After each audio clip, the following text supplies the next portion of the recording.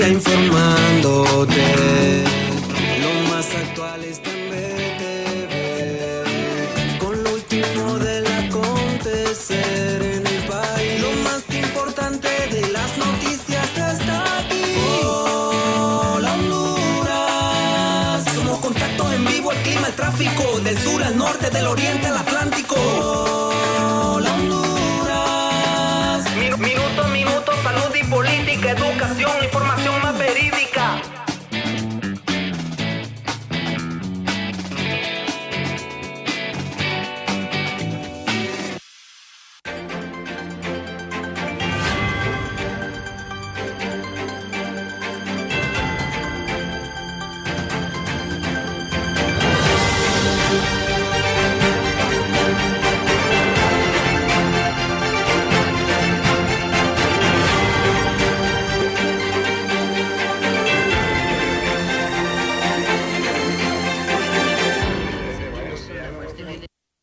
Debido a presiones internacionales que exponen a más de 200,000 hondureños a deportaciones, se creará el programa Hermano y Hermana Vuelve a Casa para recibir a todos los connacionales que resulten deportados desde los Estados Unidos. Y mi gobierno ha llamado al gobierno de Estados Unidos a iniciar de inmediato un diálogo sobre el tema de migración. Anunciamos la creación del programa de emergencia Hermano, Hermana, Vuelve a Casa, donde se le dará a su llegada un apoyo de $100, ración de alimentos, entre $1,000 de capital semilla para iniciar a través de las cajas rurales y cajas urbanas pequeños y medianos emprendimientos, asimismo programas asistenciales y empleos en áreas de formación y materia de seguridad.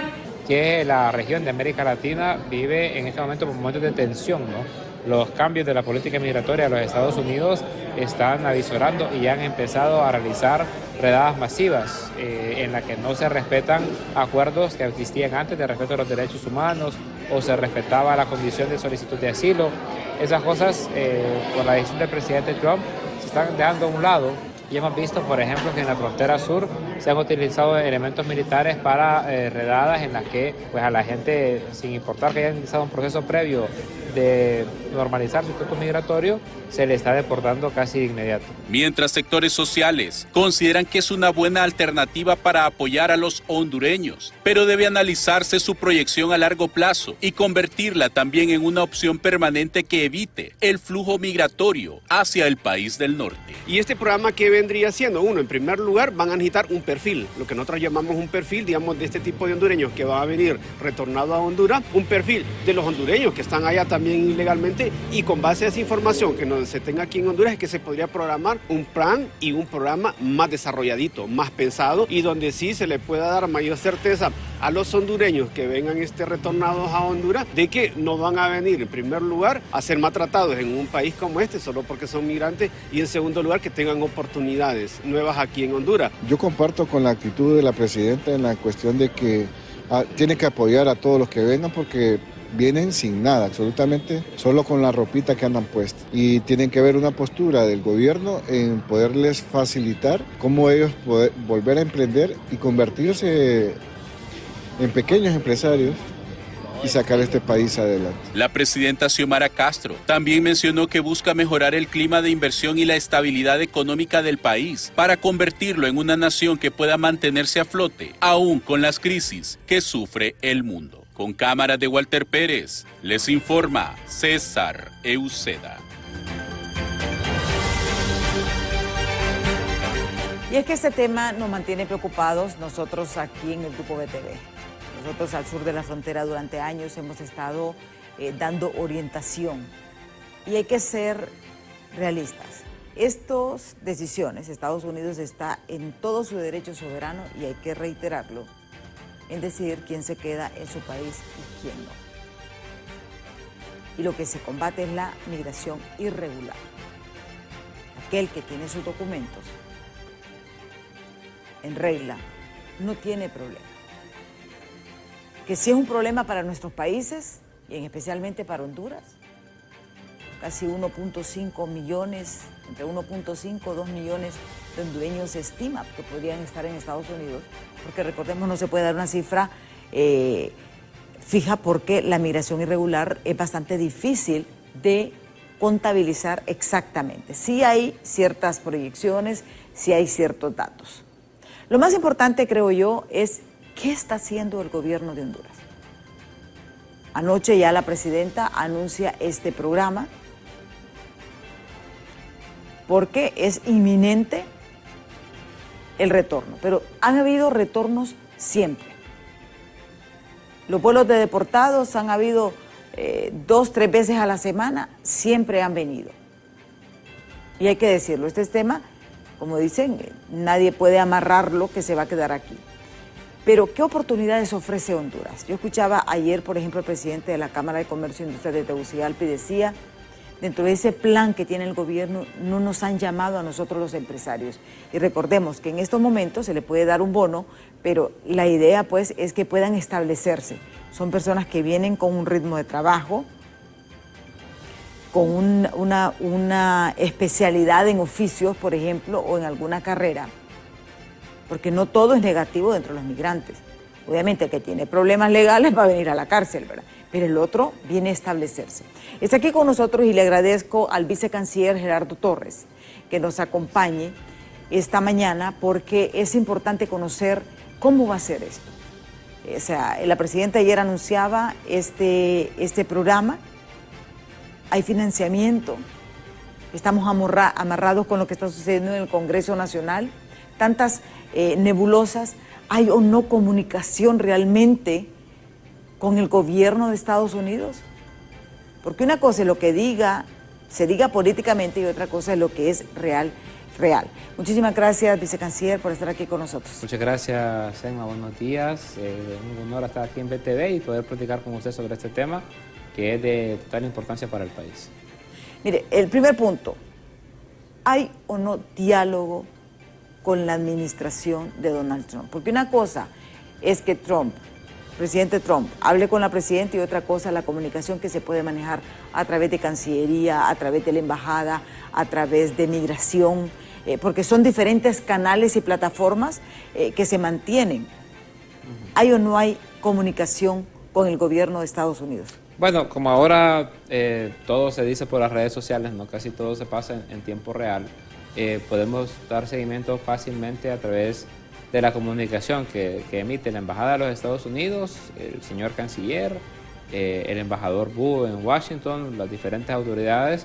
El diálogo con Estados Unidos es permanente, ¿no? Creo que fue el viernes o el sábado, hubo una reunión del canciller Reina con la embajadora Laura Dogu, el embajador Wu en estos días que hemos estado con el tema de la convocatoria de la CELAC y el tema de Colombia. A través de él hemos estado en comunicación permanente con las autoridades del Departamento de Estado, de ICE, de Homeland Security. La comunicación de Honduras con los Estados Unidos es permanente, ¿no? Incluso en el proceso de transición, lo dijimos, que una vez que Trump ganó las elecciones, él creó su equipo de transición y si ustedes se acuerdan, creo que es el 22 de diciembre o el 23 de diciembre, poquito antes de Navidad, el canciller Reina tuvo una reunión en el que era entonces director de Homeland Security, el señor Mayorkas. O sea, nosotros no hemos dejado de tener una relación directa y de trabajo con los Estados Unidos, ni siquiera en el periodo de transición. Ahora que están las nuevas autoridades, pues nosotros seguimos trabajando. Por ejemplo, nosotros se nos informó inmediatamente la llegada de Trump, la lista de estos países, son alrededor de 6-7 países a los que va a llegar el nuevo mecanismo de deportación. Hay que decir que todos los países con Estados Unidos, los países de América Latina y el Caribe, tenemos convenios de deportación. Hay un mecanismo, ¿no? Hay aviones, hay listados, hay centros de detención previa. Todo eso, todos los estados tenemos con Estados Unidos. Lo que el señor Trump está haciendo es un nuevo mecanismo que es utilizando las Fuerzas Armadas de los Estados Unidos con aviones de las Fuerzas Armadas de los Estados Unidos, que fue lo que generó, digamos, que la primera reacción de los países de América Latina. En esa lista está México, Brasil, Colombia, Guatemala, El Salvador, Honduras. Somos 6 países. y nosotros éramos como el número 5 o el número 6. Ya vimos que empezaron a llegar esos aviones militares a los otros países. Nosotros sabemos que ya Honduras en los próximos días, sino que será horas, tendremos la primera llegada del primer avión de estas características. ¿Qué es lo que ha pasado? Bueno, en el caso de Brasil, Brasil le dijo a Trump que no le gustaba esa estrategia, ¿no? Que no le gustaba que gente que está en proceso de asilo, gente que estaba trabajando en cosas legales y formales, porque una cosa es haber entrado de manera irregular y otra cosa es dedicarse a actividades irregulares.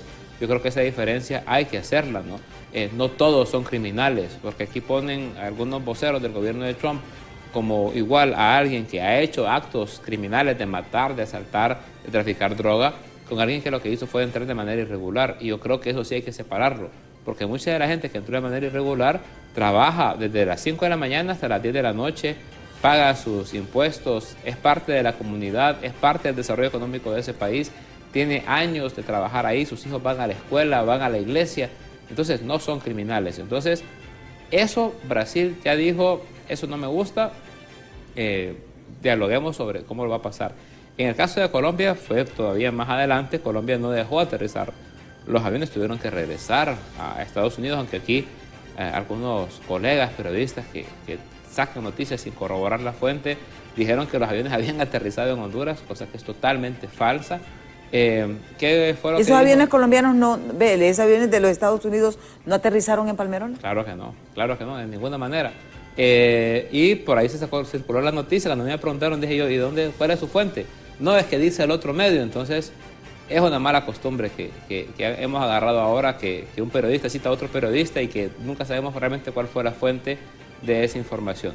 Pero en el caso de Colombia, ayer aterrizó un avión, no fue de la Fuerza Aérea de los Estados Unidos, fue de la Fuerza Aérea Colombiana.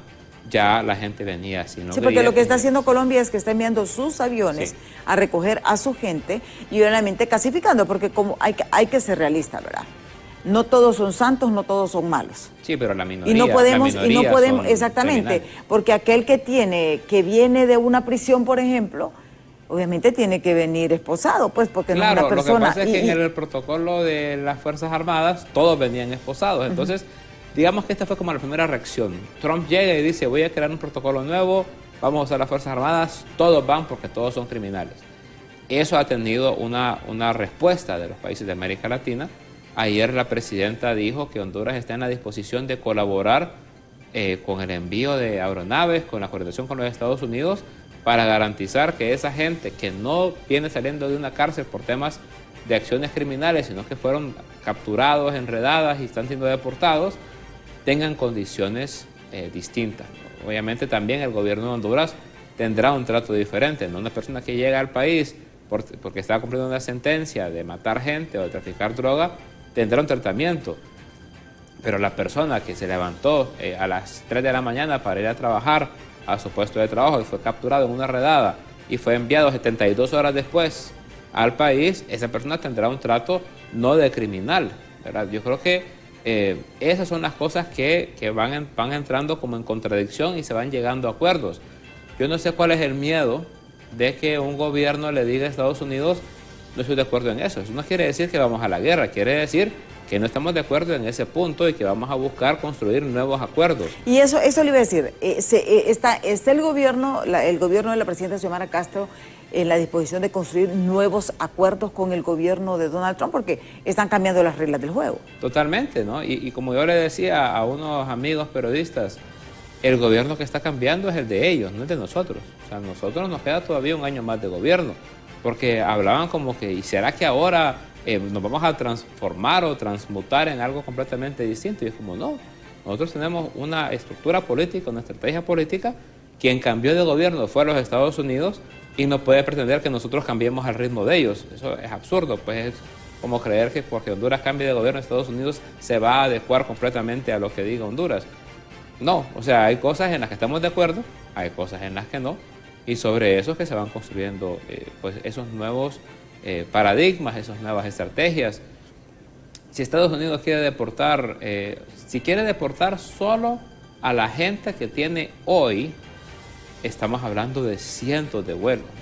O sea, en términos logísticos tampoco es como que nos van a inundar el cielo hondureño con aviones de deportados. Eso no es así. Eso le iba a decir, el sistema el convenio de deportaciones que tienen, me imagino que es gradual porque están deportando a varios países, no solamente es a uno. Por ejemplo, a Honduras llegaron los vuelos normales que ya estaban planificados. Mire, se lo voy a poner así, para que lo pongamos en términos que fuéramos nosotros en Honduras. Estados Unidos tiene aviones de Homeland Security y de ICE. Tiene aviones para deportados. En Honduras teníamos un promedio de un máximo de 5 vuelos a la semana. Ese fue el periodo de Obama, que fue cuando más deportados hubieron. En el periodo de Biden eran 2 aviones en promedio a la semana que llegaban a Honduras. O sea, ha habido una reducción en el flujo de gente deportada al país. Ahora bien, llega Trump y dice, no, yo quiero deportar más gente y quiero deportarla más rápido. No tiene las capacidades, estamos hablando de la primera potencia económica del mundo, pero ni siquiera Estados Unidos tenía las capacidades como para decir, vamos a comprar 20,000 aviones para deportar al millón de personas que dijeron que iban a deportar en los primeros 100 días. Eso es mentira. Entonces, ¿qué hace Trump? Se apoya en sus Fuerzas Armadas. ¿Qué significa eso? Pues más presión, más tareas, más responsabilidades para las Fuerzas Armadas de ese país. O sea, también Estados Unidos está viviendo un momento de acomodamiento ante las nuevas políticas del señor Trump y justamente por eso que se meten las Fuerzas Armadas, porque es más rápido, ¿no?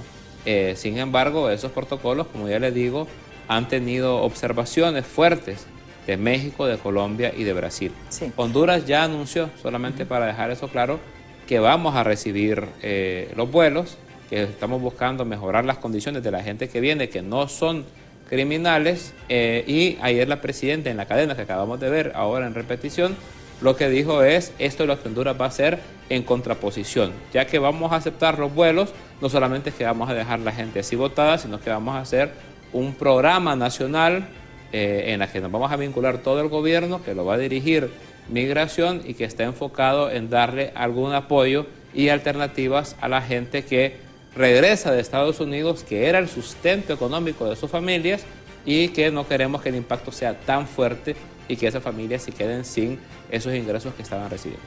Sí.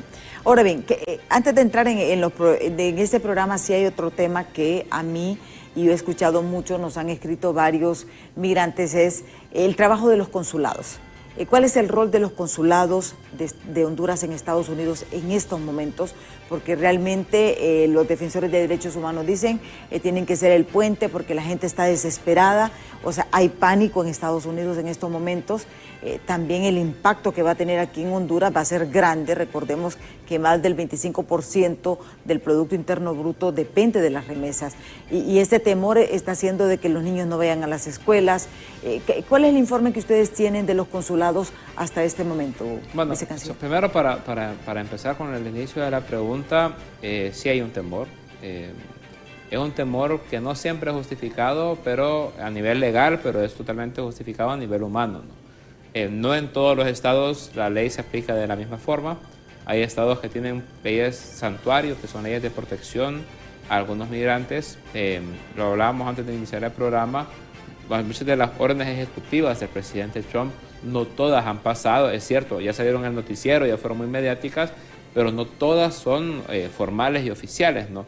Por ejemplo, sí hay estados donde a la gente la pueden tomar, deportar y sacar del estado sin ninguna justificación. Hay estados que están, digamos, compitiendo o contrarrestando a nivel legal, a nivel federal, a nivel estatal, esas políticas. Pero la gente, ¿qué es lo que escucha en el noticiero, ¿no? Y qué es lo que sí pasa en algunos estados, como en el caso de la Florida. Gente detenida sin ninguna falta, gente que está en un tribunal de justicia por una falta de tránsito, el juez le baja la condena, le dice no le voy a decir nada, pero afuera está ICE para mandarlo deportado inmediatamente. Hemos visto todo tipo de videos, también hay un frenesí mediático de uno pone TikTok o uno pone las redes o uno pone lo que sea y son videos y videos y videos de migrantes llorando, de familias separadas, de niños pues muy tristes, ¿no? Porque sus padres están siendo esposados y sacando del país.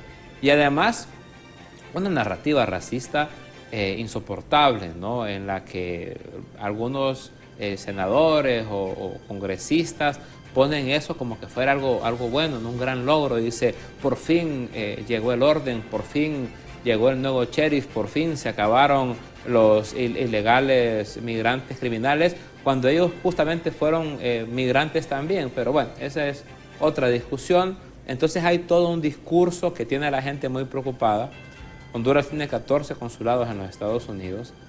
También, eso fue de las cosas que ayer anunció la presidenta, que vimos hoy en la cadena, que es aumentar la capacidad del país de atención consular, que es incluso contratar firmas en los Estados Unidos para apoyo y asesoría legal.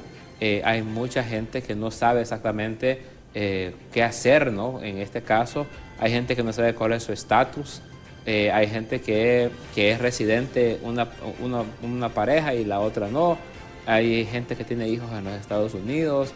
O sea, todo eso, como le decía Emma, nos obliga a nosotros a construir respuestas ante esta nueva realidad, que por una parte está lo legal, por otra parte está lo mediático y lo discursivo, y por otra parte está lo que nosotros como Estados tenemos que hacer. Yo creo que lo más importante, vicecanciller, es algo, o sea, son connacionales y van a regresar y este es su territorio, este es su patria. O sea, Honduras tiene que recibirlos, sí o sí tiene que recibirlos. No, que se retengan, o sea, que se frene la migración va a estar complicado, porque usted sabe que estas son situaciones bastante complejas, ¿verdad? Claro. Pero la situación es que sí me alegra de que los consulados estén dando esa respuesta, porque sí escuchábamos mucha preocupación, porque la gente en estos momentos están encerrados en sus casas, no están yendo a las escuelas, pero también esto va a tener un impacto económico. ¿Se ha medido por parte del gobierno el impacto económico que va a tener el envío de remesas? Claro, o sea, va a haber una reducción. O sea, no toda la gente que manda remesas es gente que está en esa situación irregular, ¿no? ¿De cuánto proyecta más o menos ustedes en la reducción? Eso es muy difícil porque, bueno, o sea, Estados Unidos está hablando de una deportación inicial de la gente que está detenida ahora. Pero también hay una proyección de más de 200,000 que están siendo identificados, que están en diferentes procesos. O sea, imagínense en cuánto tiempo Estados Unidos podrá hacer esas redadas, en cuánto tiempo los podrá mandar al país. Sin embargo, aunque no esté pasando, aunque la gente no esté, como le decía yo, inundado el cielo hondureño con aviones de deportados, ya usted lo dijo muy bien, hay una reacción psicológica. O sea, la gente no está yendo a trabajar, la gente no manda a los hijos a la escuela, están encerrados en sus casas.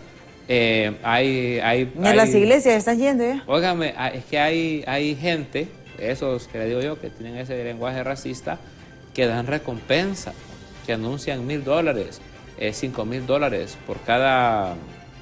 por cada ilegal, por cada migrante entregado. O sea, son políticas realmente que hace tiempo no se miraban aquí cerca en la región, que la hemos visto en otras partes del mundo, que lo vimos en Europa mucho con el tema del conflicto en el Medio Oriente y la islamofobia, que incluso hubo gente asesinada, ¿no?, por temas de racismo. Pero imagínese usted que yo soy un hondureño, ¿no?, y por esas cosas de la vida me fui en avión, me hice residente, trabajo, y hay otro hondureño que se parece mucho a mí, pero es entromojado. Entonces yo, como ahora me creo trumpista, ¿no?, y me creo republicano y Make America Great Again, llamo a ICE y digo, aquí hay un ilegal hondureño, ¿no?, y quiero mis $1,000. O sea, también hay una complicidad, ¿no?, en algunos sectores. Pero hay que ser realistas también, ¿verdad? Estados Unidos es un país que puede tomar las decisiones que quiera, como la puede tomar cualquier país, ¿verdad? No, de acuerdo, yo me estoy refiriendo al hondureño, ¿no?, o al latino. ¿Usted cree que el mismo hondureño se ha dado vuelto, como dicen los parejos, como decimos? Óigame, aquí hay gente que está viendo lo que está pasando y sigue haciendo el bailecito de Trump. Es como que no hay sinapsis en la cabeza de esa gente que pueda hacer una relación entre lo que está diciendo, promoviendo como algo bueno, por un tema ideológico. O sea, Hay gente que hace eso porque considera que... Pero yo he visto gente hasta de la misma resistencia de ustedes que hace el bailecito de Trump. Que hace el baile diciendo que Make America Great Again. Sí, no es cierto. Yo los he visto. ¿Quién? Ahí lo voy a mandar. Mándemelo, pero no pero es cierto. Sí lo han hecho. No, o sea, yo miré un video ahí que la gente dice que ya no puede bailar así uno porque es Trump. Hay gente que se pone la gorra de Trump. Yo creo que no hay que confundir eso.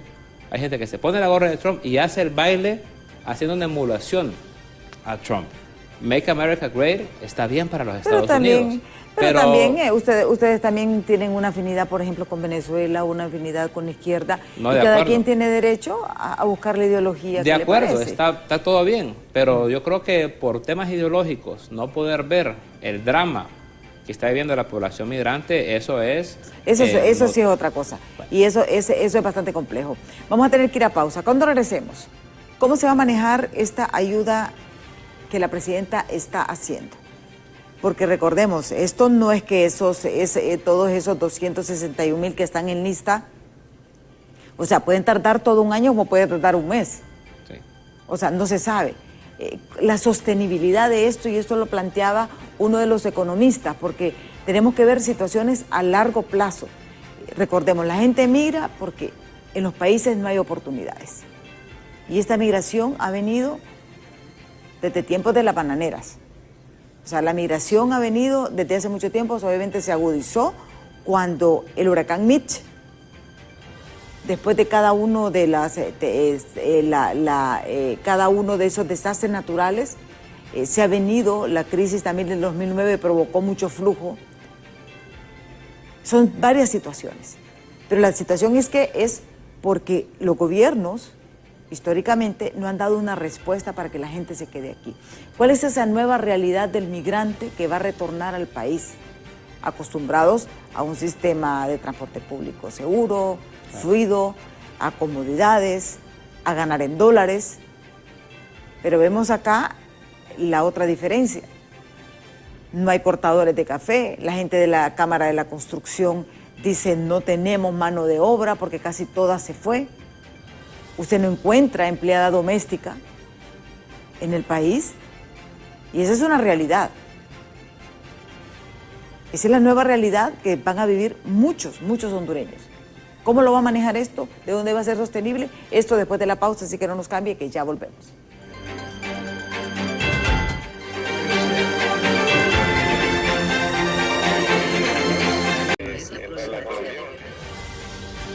Continuamos este diálogo con el vicecanciller Gerardo Torres. Él ha sido claro y nos ha dicho que hay una comunicación fluida, constante con el gobierno de Estados Unidos. El cambio ha sido dentro de Estados Unidos. Obviamente, y yo creo que en eso todos estamos claros, Estados Unidos está en todo su derecho de decidir quién se queda en su país y quién no. La situación es que obviamente ellos han impuesto ciertas reglas y ha habido un poco de resistencia. Lo mandaron en aviones militares, esposados. Ahora los países lo que están haciendo en el caso de Colombia, que fue el caso más fuerte, y luego el de Lula de Brasil, pues ellos están enviando sus aviones a recoger a esos compatriotas. ¿Para qué? Para que no se clasifique lo que nos explicaba también el vicecanciller. O sea, no es justo que se trate como un criminal a una persona que estaba trabajando, que llevaba una vida decorosa y que entró irregularmente a Estados Unidos. Son dos cosas bien diferentes, bien diferentes. Obviamente, el que es criminal va a ser tratado como criminal y el que es decente va a ser tratado como decente, como debe de ser. Y esa es una de las cosas. Ellos no creen que el flujo va a ser masivo. O sea, que los 261,000 no van a venir de un solo, porque también esto tiene un costo. Sí, fíjese que me acaban de mandar un buen amigo un dato que habla sobre un artículo que salió en The Mirror hace ayer o hoy en temprano, que dice el costo de un avión militar, ¿no? Porque además el uso de aviones militares está avalado por un decreto de emergencia. O sea, Trump hizo un decreto de emergencia para aumentar el flujo de migrantes. El costo por hora de un avión de estos que están llegando a nuestros países es de $71,000 por hora. Eso quiere decir que el avión, y ese es el artículo, por eso me gustó el titular, que dice: el avión que llevó 80 migrantes del Paso, Texas, a Guatemala el jueves, Sí. tuvo un costo de $852,000, mientras un avión de DHS, que es el Immigration and Customs, que es el normal, el avión de deportados, tiene un valor de $8,500. O sea, de $852,000 que vale el avión militar que llevó 80 migrantes a $8,000 que tenía... Pero ya, por ejemplo, Trump se va a economizar, Colombia y Brasil se va a economizar porque ellos van a mandar los aviones. Claro, pero esa ya es una crítica interna del tema de los Estados Unidos. O sea, el hecho de utilizar sus fuerzas armadas, ¿verdad? El hecho de hacer este despliegue es más un mensaje para dentro de los Estados Unidos. O sea, no tanto es un mensaje para nosotros. O sea, yo creo que ahí hay que entender bien cuál es el enfoque y la estrategia del señor Trump. Ese tipo de resistencia interna va a ir haciendo que las cosas se vayan acomodando. Porque es cierto, ahora Colombia mandó aviones de la Fuerza Aérea Colombiana, pero no le va a mandar aviones todos los días, ni le va a mandar 5 aviones. Sí. ¿Y Honduras cuántos aviones tiene de la Fuerza Aérea hondureña para traer 80? No tiene ni uno. ¿Verdad? Nosotros lo que tenemos son aviones muy pequeños o helicópteros. Entonces, en esa realidad, por eso le digo, quien cambió de gobierno fueron los Estados Unidos. Entonces llega Trump y le da un mensaje de fuerza a sus nacionales, ¿no? Y le dice, bueno, ya llegué yo y ahora voy a hacer las cosas que prometí. Ok, está bien.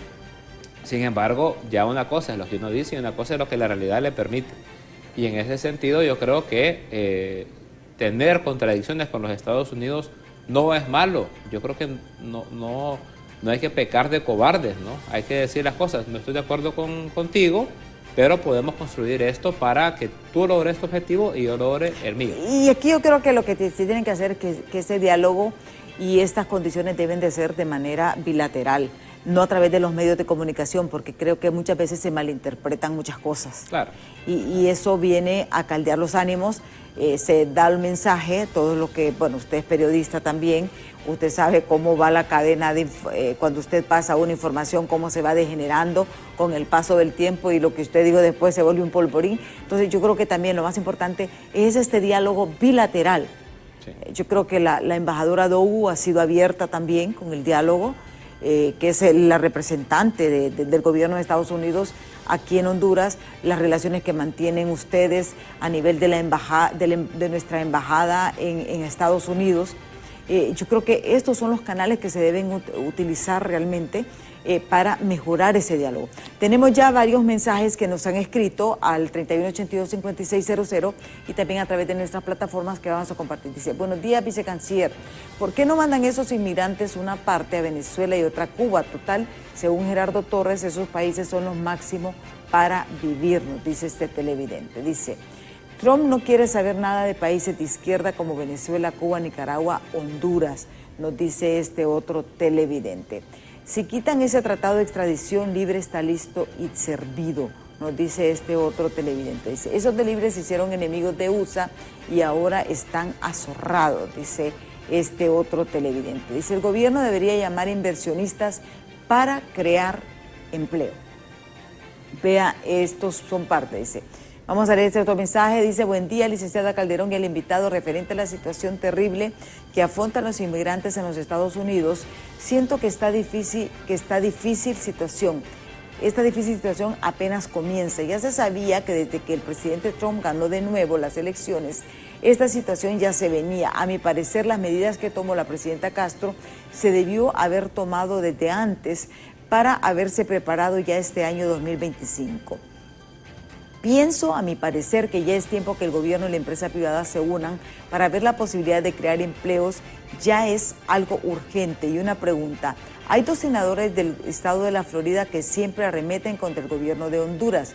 Ayer vi a un senador que le advertía a la mandataria hondureña que si sigue así te va a pasar lo mismo que le pasó al presidente de Colombia. Me pregunto, que es que estos senadores tienen empresas aquí en Honduras para que reaccionen o hagan tales advertencias, incluso que se impondrán sanciones si siguen con su política de alinearse con países con regímenes dictatoriales. Realmente preocupa esta situación y no es nada saludable para nuestro país. Muchas gracias, nos dice este televidente. Canciller. Bueno, primero saludos a toda la gente que manda saludos en las redes sociales. Cada quien tiene derecho a emitir su opinión. Lo que pasa es que a la gente no le gusta cuando uno emite también su opinión, entonces ahí se sienten ofendidos, ¿no? Este es un gobierno socialista, democrático, de corte de izquierda, que ha logrado una reducción del flujo migratorio que no logró ningún gobierno de derecha de los últimos 20 años. Del 2023 al 2024, la presidenta Xiomara Castro logró que el flujo migratorio se redujera en más de 30 puntos porcentuales. Logró también la presidenta socialista de izquierda de este país una reducción de más de 10 puntos de la pobreza y logró una reducción de más de 25 puntos en los índices de delincuencia, crimen y violencia del país. Los resultados de esto los conoce el gobierno de los Estados Unidos. Obviamente nosotros no tenemos un diálogo con los Estados Unidos basado en pedir clemencia, ¿no? O en persignarse cada vez que uno mira una autoridad de otro país. Depende de un diálogo entre estados y entre autoridades. Y lo que nosotros le tenemos que decir al gobierno del presidente Trump es: las políticas de la presidenta Xiomara Castro han logrado objetivos que a ustedes les interesan. Porque al final del día, lo que le interesa a los Estados Unidos y al gobierno de Trump es que se vaya reduciendo cada vez más el flujo de los migrantes a ese país. Lo pueden hacer a través de la coerción, a través del uso de las Fuerzas Armadas o a través de que los países tengamos mejores estrategias para contener a ese enorme flujo migrante. Si la gente se quiere ir, pues adelante, no es parte de su derecho, pero que las condiciones en el país vayan mejorando para que cada vez menos gente se quiera ir. Nosotros cuando llegamos a la mesa de diálogo con el gobierno de los Estados Unidos, con el nuevo Departamento de Estado, con la oficina del señor Trump, lo que le decimos es: podemos tener diferencias ideológicas, pero en lo que a usted le interesa, que es la reducción del flujo migrante y en la mejoría de condiciones, nosotros tenemos datos duros, que es de Homeland Security, que es de ICE, que es del Banco Mundial, que es del FMI, en el que demuestran que este país, que puede tener diferencias ideológicas con ustedes, está logrando resultados que nos interesan a los dos. A nosotros nos interesa una reducción del flujo migratorio porque hay mejores condiciones en el país, y a ustedes les interesa una reducción del flujo migratorio y punto. Entonces, en ese sentido podemos trabajar, ¿no? Yo creo que, como bien lo dijo Emma Calderón en este momento, el tema es que a veces entramos en la lógica de las redes y todo se extrapola y todo se vuelve un polvorín, ¿no? Sin embargo, diferencias políticas, ideológicas, siempre hay. Eso de la pleitesía no es una cosa que va ni con Xiomara Castro ni con su gobierno. Nosotros tratamos a la gente con respeto y exigimos respeto en esa misma condición. Si un senador o una senadora le falta el respeto a la presidenta, bueno, si alguien le dice algo, entonces que después que no se quejen. Pero no consideramos que el criterio de una persona es el criterio del gobierno de los Estados Unidos. Decía, ¿no?, un político, yo ayer tuve un altercado en Twitter y él me decía: pero es que ustedes son de izquierda. Y yo, pues justamente la constitución de su país dice que la manera de escoger los gobiernos es a través de la democracia, ¿no? A través de la democracia participativa de la gente.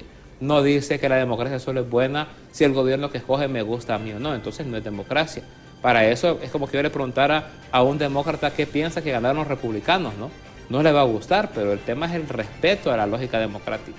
Entonces, superar esos complejos históricos que alguna gente tiene en este país es una tarea que hay que seguir esforzándonos. Por mientras, nuestra tarea es con los migrantes, nuestra tarea es con el gobierno de los Estados Unidos, nuestra tarea es mejorar las condiciones de los hondureños. Ayer lo dijo la presidenta, en Estados Unidos, en la ruta migratoria y la gente que está regresando al país. Porque también estamos hablando de que estos migrantes no solamente están en Estados Unidos, hay en México, claro, hay en Guatemala. Claro. O sea, porque esa es parte de la ruta. Ahora, la sostenibilidad de estos programas sí me preocupa en el sentido de que no hay aprobación de un nuevo presupuesto. Yo le voy a pedir, Emma, con mucho respeto, que cuando yo en el futuro le pida este video, pues con su permiso yo lo pueda publicar, claro, para mandarle un saludo a mis amigos del CNA, porque hace poco hicieron una investigación en la que decía que un gobierno no podía mover una línea presupuestaria hacia otra si así lo consideraba el gobierno. Eso es lo que va a pasar ahorita. Entonces, para que en unos meses haga otro show Gaby Castellanos diciendo de que se movieron, se los estoy anunciando desde ahora.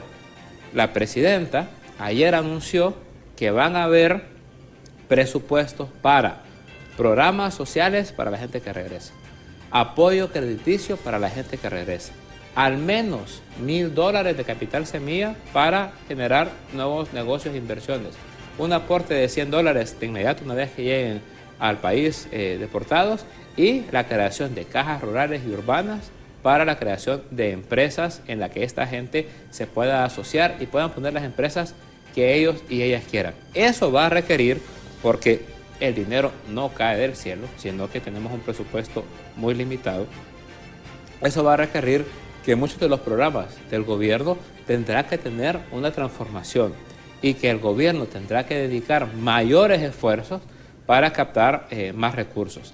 Lo decía el viceministro de Finanzas hace unos días, todos los programas que la presidenta está haciendo actualmente, más del 60% son financiados por fondos nacionales.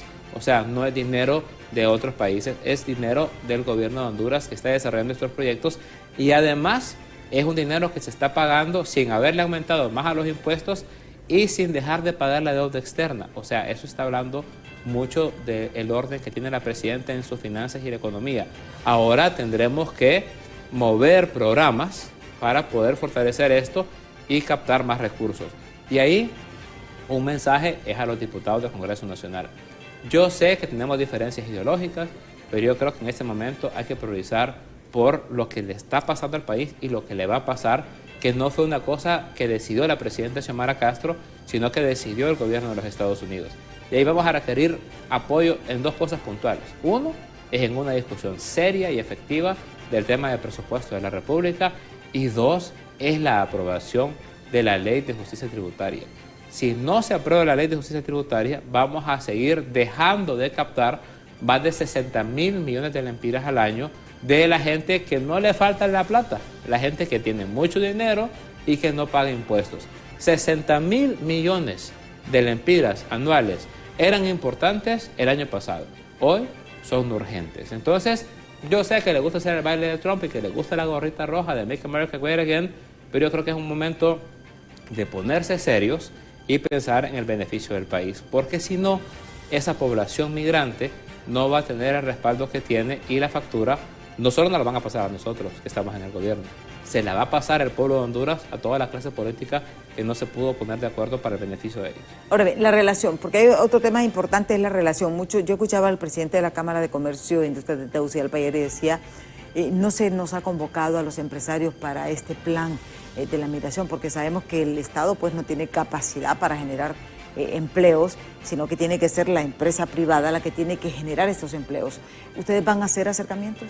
Pero ¿cómo va a generar empleos la empresa privada? O sea, en la Cámara de Comercio e Industria de Tegucigalpa, a quien ya mando el saludo al director, hay muchos cursos en el que le enseñan a la gente cómo poner empresas. Yo creo que ahí nosotros nos podemos poner de acuerdo muy rápidamente, y yo le tomo la palabra para darle seguimiento a eso.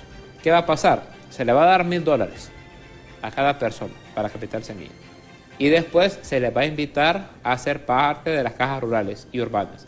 Las cajas rurales y urbanas han sido muy efectivas, sobre todo en las zonas más pobres y en las comunidades del área rural. Ahora bien, ¿en qué nos puede ayudar la Cámara de Comercio en este sentido? Es en orientar a la gente cómo hacer planes de negocio y cómo poder crear empresas que puedan darle sostenibilidad a ellos y a sus familias y que puedan ser productivas. Pero si la Cámara de Comercio o la empresa nos quiere ayudar, yo creo que ya dije, una de las maneras es dejar de oponerse a que los grandes empresarios, no los medianos, no los grandes, los más grandes empresarios empiecen a pagar impuestos. Yo creo que eso sería algo saludable. Y segundo, es que decirle a la empresa privada que genere empleos no es tan fácil. Yo no entiendo, o sea, la verdad no termino de entender que, bueno, yo le puedo decir, bueno, hagamos una reunión y le voy a decir yo a la Cámara de Comercio de Tegucigalpa, genérame 20.000 empleos. No funciona así. Lo que sí podemos hacer es generar un diálogo para que esto que ya el gobierno va a hacer, que es una inyección fuerte de capital en manos de esta población que viene de trabajar, que viene de hacer enorme esfuerzo en los Estados Unidos, pueda tener realmente esa evolución positiva para crear negocios, para crear empresas y para generar sostenibilidad. Sí. Una consulta, el TPS con Honduras se ratificó porque hubo información, desinformación, ¿cómo quedó? ¿Hubo o no renovación? El TPS en Honduras se vence en agosto de este año y lo que dice la ley en Estados Unidos es que la solicitud de ampliación del TPS se debe de hacer 60 días antes, o sea que estamos hablando a finales de mayo o junio, Honduras tiene que hacer la solicitud. Un tema de desinformación es que a El Salvador le tocaba renovación del TPS, se le dio renovación y empezaron a decir, se le renovó a El Salvador y no a Honduras, no tiene nada que ver, son fechas diferentes. A El Salvador le tocaba renovar a inicios de este año, en el mes de enero, a nosotros nos toca en agosto y obviamente el gobierno de la presidenta hará la solicitud y ya estamos trabajando con el embajador Javier Bu en Washington, D.C., para lograr ese objetivo que es la ampliación del TPS una vez más. Sí, tenemos más mensajes pendientes. Yo sé que nos hemos extralimitado de tiempo, pero es por lo de la cadena. Dice, vendrán muchos hondureños, no hay empleo para que estemos aquí peor, dice. Para ellos va a incrementar la inseguridad, advierte ese televidente. El regreso de migrantes se está haciendo masivo porque va en proporción y la Fuerza Aérea no tiene esos aviones, pero sí tiene recursos que utilizan para la narcoactividad, nos dice eso el televidente. Leonel Alejandro Flores Mendieta, saludos desde Villanueva Cortés. César Sierra dice, hey, parece que no ha descansado el vicecanciller, dice, que lo mira en todos lados, creo yo, por eso a eso se debe referir. Saludos a César Sierra también, no sé quién es, pero un saludo, buen día. Sí, ahora bien, lo más importante en esto del TPS, estamos en tiempo, o sea, en mayo vence el plazo, también vence el plazo del tratado de extradición. ¿El tratado de extradición podría entrar en una renegociación, una negociación con Estados Unidos? Sí, seguramente, tiene que hacerlo. Acuérdense que el TPS es un tratado temporal de protección, ¿no? Que ha venido siendo... Hay gente que está desde 1998. Por eso, o sea, tiene 27 años ya y es temporal, o sea, lastimosamente ningún gobierno de Honduras logró que ese estatus temporal se volviera permanente y tampoco hubo una voluntad en estos 27 años del gobierno de los Estados Unidos de pasar el estatus temporal a un estatus permanente. Entonces, por eso es que nos toca, cada vez que se cumple el plazo, hacer una solicitud, pasar esos 60 días y lograr la ampliación. Eso es parte de la negociación. También hay que decir que el tema de los migrantes retornados es otra vez, es una decisión que viene del gobierno de los Estados Unidos, no es una decisión del gobierno de Honduras. Nosotros vamos a hacer nuestro trabajo, nosotros vamos a buscar cómo apoyamos a los compatriotas para que puedan tener una actividad económica. Pero yo no estoy en desacuerdo con el mensaje, ¿no? La llegada de tanta gente a Honduras, que sigue teniendo un nivel de pobreza arriba del 60%, que es uno de los países más pobres de la región, va a generar un impacto. Y al gobierno de los Estados Unidos le hemos dicho, y lo sabe, que mucha de esa gente que van a deportar, no solamente a Honduras, a Guatemala, a El Salvador, a México, van a aterrizar en la mañana y en la noche van a ir otra vez. ¿O sea que va a ser difícil frenar? Va a ser difícil. Entonces, usted acuérdese en el primer gobierno del señor Trump. Aparecieron las caravanas. Aparecieron las caravanas.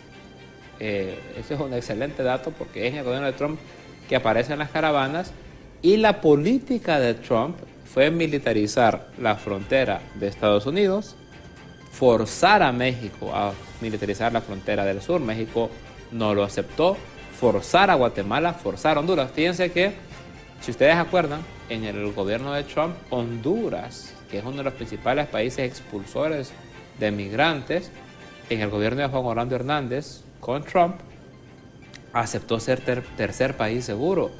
O sea que, según la normativa legal, Honduras era un país al que la gente le iba a pedir asilo. Eso no tiene ningún sentido. Yo creo que hay cosas que sí hemos aprendido, la lección, incluso el señor Trump, de lo que pasó en su primer gobierno. La militarización de las fronteras no dio el resultado que se esperaba. Miren, la gente que ha tomado la decisión de irse y entrar a ese país, nosotros vamos a poder contener a mucha gente, pero va a haber gente de Honduras y de otros países que va a seguir llegando a los Estados Unidos. nosotros también estamos, y le hemos dicho al gobierno de los Estados Unidos, Honduras, América Latina, está en la disposición de conversar con ustedes. Esa gente no es criminal. Esa gente lo que está buscando son una oportunidad, ¿verdad? Y la militarización de la frontera lo que va a hacer es generar más precariedad para la situación que ya es difícil, ¿no? Entonces, ya no se van a tener que enfrentar solamente a los coyotes, a la trata de personas, a las redes criminales, sino que a aparatos armados y militares. O sea, si no se maneja bien esto que está pasando, podemos estar cerca de una crisis humanitaria que no solamente es de Honduras, que no solamente es de América Latina, sino que también es de los Estados Unidos, sí, y que le va a pegar a los Estados Unidos. Entonces, por eso es que la presidenta, retomando porque yo sé que ya nos queda poco tiempo, decía ayer en el comunicado sobre la suspensión de la reunión de CELAC. Hay países que por otras valoraciones no quieren que discutamos. Nosotros creemos que eso no es lo sano, ¿no? Creemos que lo sano es discutir, porque no se trata de que seamos enemigos de Trump o que yo soy más amigo de Trump y que levanta la mano para que Trump lo voltee a ver. Se trata de una situación real que va a generar una crisis humanitaria y que ya la está generando y que empieza a desarrollarse. Y hay algo también, ¿verdad? En esta crisis humanitaria no va a ser como un desastre natural, que va a haber un apoyo internacional, porque ahorita cada país está solucionando sus problemas. Cada país está... Por eso, y fíjense que justamente cada quien está viendo cómo vela porque no solamente aquí, Europa lo está viviendo. Europa lo está viviendo, bueno, Sudamérica lo está viviendo, ahora con el tema de Ucrania.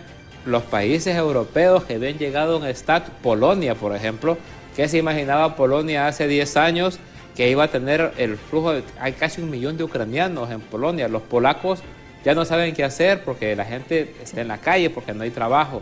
Entonces, el fenómeno de la migración... Y la cuestión es eso, que la solución tenemos que buscarlo a lo interno. El tiempo se nos ha acabado, vicecanciller. Muchísimas gracias por habernos acompañado. Muchísimas gracias a usted por la invitación y siempre a sus órdenes. Bueno, muchísimas gracias al vicecanciller Gerardo Torres por habernos acompañado. Vamos a estar al pendiente, minuto a minuto, lo que pase en Estados Unidos con estas nuevas deportaciones, con estas medidas en contra de los inmigrantes latinos, porque de todo el mundo, porque no solamente de Honduras y del Caribe, también hay de otros países de otros continentes que van a ser deportados. A través de nuestros noticieros Impacto usted estará debidamente informado. Ya está Ani Andrómeda con toda la información del momento en Hola Honduras. Yo soy Oscar, les espero mañana en punto de las 7 de la mañana aquí en Diálogo de Impacto. Hasta mañana.